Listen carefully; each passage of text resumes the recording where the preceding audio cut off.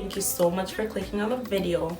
And as always, if you're new, don't forget to hit the subscribe button. It's right in red. And don't forget to hit your little bell notification so that you're notified every single time when I post it. Every single time. Every single time. So I did mention something about if my story time did hit 40 likes, then I will go ahead and do a second story time. So as soon as I got home, I locked myself in the bathroom and I took my dad's razor.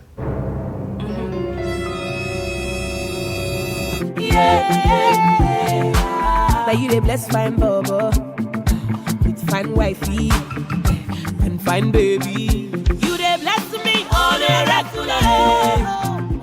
Making friends was very difficult for me. Of course, the language barrier. Going back to 5th grade, there was this particular girl who we're gonna call, let's call her Josie. So Josie was one of those, her parents spoiled her. I mean, like blonde, blue eyes, typical, you know, typical girl. Spoiled. Very, very spoiled. It was almost hard not to compare yourself to her in a sense, you know what I mean? Her parents gave her everything. This girl was wearing makeup like in the 3rd grade, so I mean, we went on a 5th grade field trip and we were in the bus returning. Now, again, at the time, I was so vulnerable because I wanted to make friends. I wanted to fit in. I was actually sitting in the chair in front of her. And, you know, kids turn around to try to chit-chat with each other, that type of thing. So I had turned around to face Josie. She had looked at me and she said something about, if you don't do something about your eyebrows, you are going to have a unibrow. A unibrow. And I think at the time I responded with like a very smart comment. You know, kids will be smart to each other like that. How old are you? 40. How old are I you? responded with a smart comment, but it really sunk in. So as soon as I got home, I locked myself in the bathroom and I took my dad's razor. I sure did. And your girl was gonna separate her eyebrows. So I started, you know, razors are obviously wider than this. This is like a face thing. So I took it and I started going like this to separate my eyebrows. Before I knew it, my eyebrows were like basically half apart. And as if that wasn't enough, now I was gonna thin them out. So I took the razor and I started like,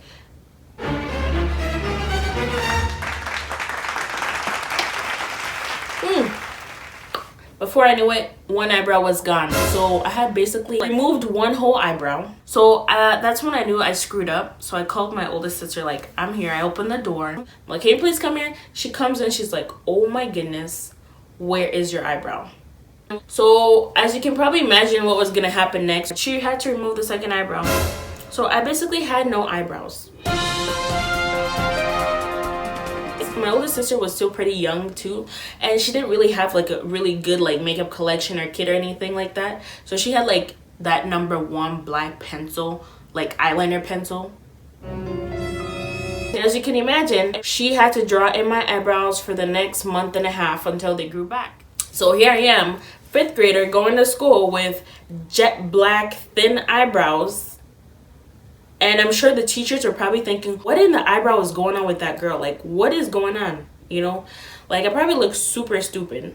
And you know, being kids too, you're not used to doing all that to your face. So you're here touching your face and you're doing all these things, probably wiping it. By the time I'm home, the eyebrows are not even there. Like, God. Jeffree Star vibes. Till this day, I'm like, why in the world did I ever even think this was a good idea? Like, why?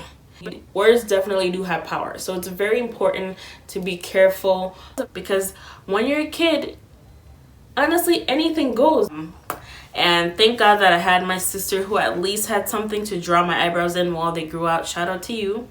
And as always, thank you so much for tuning in. Don't forget to hit the subscription button, and let's grow this channel together. I will see you guys on the next video. Bye.